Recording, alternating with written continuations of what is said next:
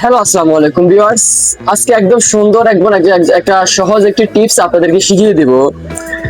সহজ টিপসটি হলো কেমন, যেমন আমাদের অনেকের বাসা বাড়িতে হুট করে কোনো জায়গায় ঠাস বা ফায়ার করে বা আগুন ধরে আপনার লাইনগুলো অফ হয়ে যায় বা পুরো বাসা আপনার অফ হয়ে যায়। তখন কিন্তু আপনি নর্মালি কোনো একজন ইলেকট্রিশিয়ান প্রথমে ডাকবেন না, সহজে চেষ্টা করবেন আপনি সমাধান করার জন্য। আপনি সমাধান না পারলে সেটা পরবর্তীতে একজন ইলেকট্রিশিয়ান ডেকে আপনি সমাধান করতে পারেন। হ্যাঁ, তাই আমি আগে বলছি আপনার সহজ একটা টিপস আছে, যদি আপনি নিজে করতে পারেন তাহলে অবশ্যই সমাধান হয়ে যাবে। যেমন ধরেন কোনো এক পাশে কোনো কিছু আপনি হয়তো একটা হোল্ডার লাগাইতে গেছেন বা কোনো একটা কিছু লাগাইতে গেছেন, তখন কি হইলো, ঠাস করে কিন্তু একটা ফায়ার হইলো বা ঠাস করে আপনার পুরো বাসার লাইন চলে গেছে বা পুরো বাসায় লাইন নাই। কেন লাইন নাই? এই লাইনটা না থাকার কারণ হলো যে ফায়ারটা করছে, এই কারণে অবশ্যই পুরো বাসায় কারেন্টটা চলে গেছে। আপনি তো ভয় পেয়ে গেছেন যে আসলে আমার বাসায় মনে হয় হয়তো কোনো ফায়ার করে কোনো পুরো লাইন মাইন জেলা মলে গেছে কোনো কিছু। আসলে না, এটা সাধারণ একটা জিনিস, যেমন আপনি সহজে বুঝতেছেন।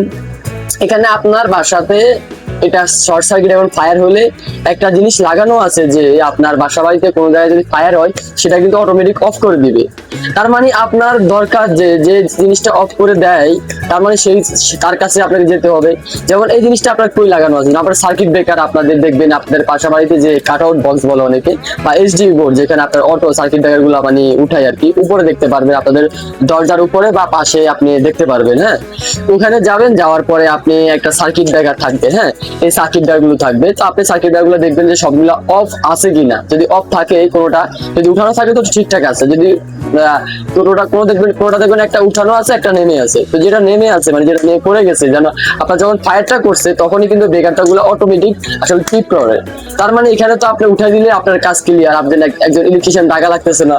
তো সেম আপনি আগে দেখবেন, দেখার পরে আপনি দেখতেছেন দেখা ব্রেকার পড়ে গেছে, তখন আপনি এটা উঠাই দিলেন, বাস ক্লিয়ার।